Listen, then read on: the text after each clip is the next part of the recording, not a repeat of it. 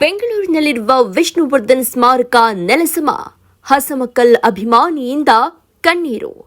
ಬೆಂಗಳೂರಿನ ಅಭಿಮಾನ್ ಸ್ಟುಡಿಯೋದಲ್ಲಿ ಇದ್ದ ಕನ್ನಡ ಚಿತ್ರರಂಗದ ದಿಗ್ಗಜ ನಟ ವಿಷ್ಣುವರ್ಧನ್ ಅವರ ಸ್ಮಾರಕವನ್ನ ನೆಲಸಮ ಮಾಡಲಾಗಿದೆ.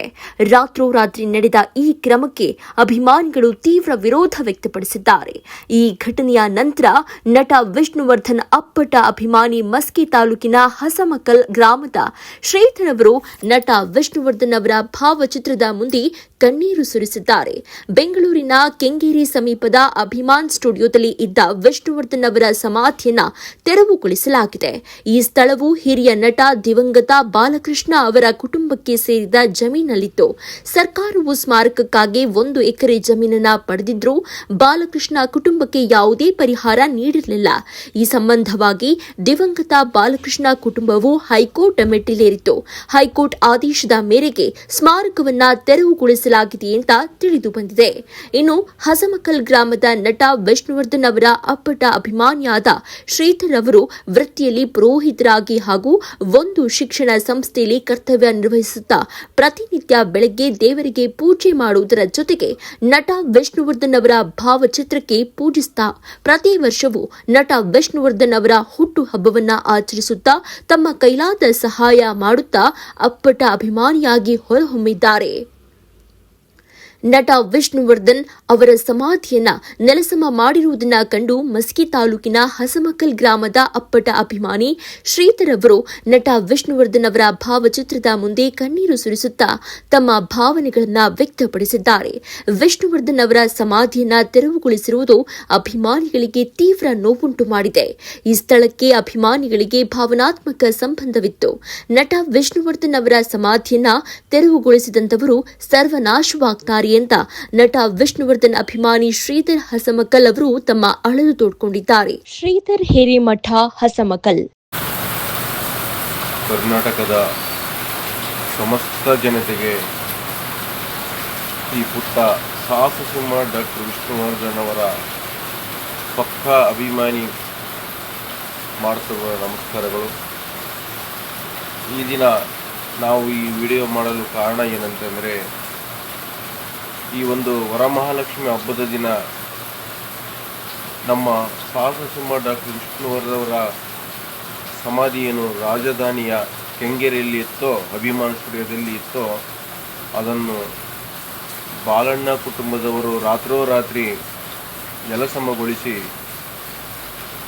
ನಮಗೆ ಬಹಳ ಮನಸ್ಸಿಗೆ ನೋವನ್ನು ಮಾಡಿ ಕಣ್ಣೀರನ್ನು ತರುವಂಥ ಒಂದು ನೋವನ್ನು ಕೊಟ್ಟಿದ್ದಾರೆ.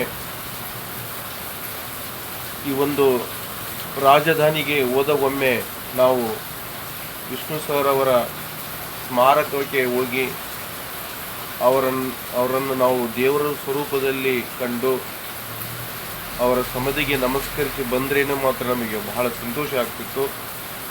14 ವರ್ಷದಿಂದ ಅವರ ಒಂದು ಪುಣ್ಯಭೂಮಿ ಹೋರಾಟದಲ್ಲಿ ಪಾಲ್ಗೊಂಡೆವು. ನಾವು ಆ ಹೋರಾಟದಲ್ಲಿ ಪಾಲ್ಗೊಂಡ ನಂತರ ಆ ಪುಣ್ಯಭೂಮಿಯನ್ನು ಉಳಿಸಿಕೊಳ್ಳಲು ಎಷ್ಟು ಹರಸಾಹಸ ಪಟ್ಟೆವು. ಆದರೆ ಈ ದಿನ ನಮಗೆ ಕರಾಳವಾದ ದಿನವಾಗಿದೆ. ಈ ಒಂದು ಅಭಿಮಾನಿಗಳ ಕಣ್ಣೀರಿನ ಶಾಪ ಈ ನೆಲಸಮ ಮಾಡಿರ್ತಕ್ಕಂಥ ಎಲ್ಲರಿಗೂ ತಟ್ಟದೇ ಇರಲ್ಲ. ಅವರು ಸಮಾಧಿಯನ್ನು ಇವರು ಏನು ತೆಗೆದಿರಬಹುದು, ಆದರೆ ನಮ್ಮ ಹೃದಯದಿಂದಲ್ಲ. ನಾವು ಇವತ್ತಿವರೆಗೂ ನಮ್ಮ ಹೃದಯದಲ್ಲಿ ಅವರು ಅಜರಾಮರಾಗಿದ್ದಾರೆ. ಒಬ್ಬ ಸ್ತ್ರೀಗೆ, ಒಂದು ಸಂಸ್ಕಾರವಂತರಿಗೆ ಯಾವುದಾದ್ರೂ ಗೌರವ ಕೊಡ್ತಕ್ಕಂಥ ಏಕೈಕ ನಟ ಇದ್ದರೆ ಅವರು ನಮ್ಮ ವಿಷ್ಣು ಸರ್ ಅಪ್ಪಾಜಿಯವರು. ಅಂತ ಒಬ್ಬ ಕರುಣಾಮಯಿ ಯಜಮಾನ ಇವತ್ತು ಅವರಿಗೆ ನಿಜವಾಗಿಯೂ 2ನೇ ಸಾವು ಅಂತಂದರೆ ತಪ್ಪಾಗಲಿಕ್ಕಿಲ್ಲ. ಇಂಥ ಒಂದು ನರಕದಲ್ಲಿ ನಾನು ಇರೋದೇ ತಪ್ಪು ಅಂತ ಹೇಳಿಬಿಟ್ಟು ತಾವಾಗೇ ಓದಂಗೆ ಅನಿಸ್ತಾ ಇದೆ ನಮಗೆಲ್ಲ. ನಮಗೆ ಈ ದಿನದ ಒಂದು ಬೇಜಾರವಾಗಿದೆ. ನಮ್ಮ ವಿಷ್ಣುದಾದರವರು ಒಂದು ರಾಜಧಾನಿಯಲ್ಲಿ ನಮಗೆ ಪುಣ್ಯಭೂಮಿಯನ್ನು ಉಳಿಸಿಕೊಳ್ಳಲು ಆಗಲಿಲ್ಲ ಎಂಬುದು ಭಾಳ ಬೇಜಾರಾಗಿದೆ. ಮತ್ತು ಇನ್ನೊಂದು ವಿಷಯ ಏನೆಂದರೆ, ಪ್ರಾಣ ಬಿಟ್ಟೆವು ಸಮಾಧಿಯನ್ನು ಬಿಡುವುದಿಲ್ಲ ಎಂಬ ಒಂದು ವಾಕ್ಯದೊಂದಿಗೆ ನಾವು ಹೋರಾಟವನ್ನು ಮಾಡಿದ್ವಿ. ಆದರೆ ಅದು ಈಗ ಪ್ರತಿಫಲ ಕೊಡಲೇ ಇಲ್ಲ. ನಿಜವಾಗಿಯೂ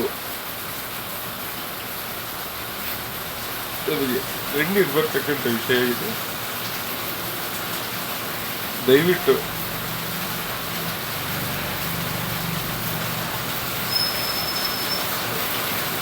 ವಿಷ್ಣು ಸರ್ ನಮಗೆ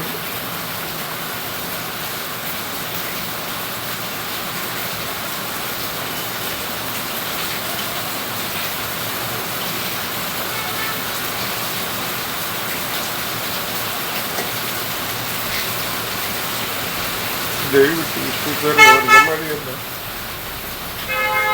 ರಾಜಧಾನಿಯಲ್ಲಿ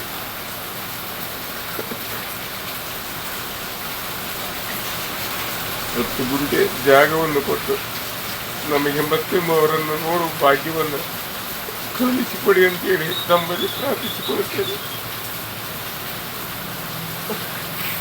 ವಿಷ್ಣು ಸರ್ ಅವರ ಪಕ್ಕ ಅಭಿಮಾನಿ ಶ್ರೀಧರ ಸ್ವಾಮಿ ಸಿಂಧನೂರು.